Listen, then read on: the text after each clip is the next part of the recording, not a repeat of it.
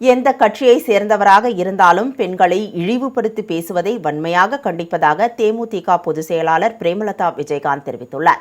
சென்னை சாலிகிராமத்தில் உள்ள இல்லத்தில் செய்தியாளர்களை சந்தித்த பிரேமலதா விஜயகாந்திடம் சி.வி. சண்முகத்தின் சர்ச்சை பேச்சு குறித்து செய்தியாளர்கள் கேள்வி எழுப்பினர். அப்போது சி.வி. சண்முகத்தின் பேச்சுக்கு கண்டனம் தெரிவித்த அவர், பெண்களை இழிவுபடுத்தி பேசுவதை இத்துடன் நிறுத்திக் கொள்ளாவிட்டால் அனைத்து பெண்களையும் திரட்டி மாபெரும் கண்டன ஆர்ப்பாட்டத்தை முன்னெடுக்க உள்ளதாக கூறினார்.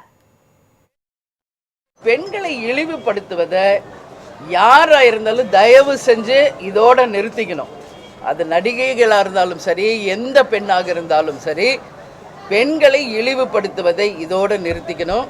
இல்லை என்றால் கட்சிகளுக்கு அப்பாற்பட்டு, ஜாதிகளுக்கு அப்பாற்பட்டு, மதங்களுக்கு அப்பாற்பட்டு ஒட்டுமொத்த பெண் சக்திகளை ஒன்றாக திரட்டி மிகப்பெரிய ஒரு ஆர்ப்பாட்டத்தையும் கண்டனத்தையும் பெண்கள் சார்பாக நான் முன்னெடுப்பேன்.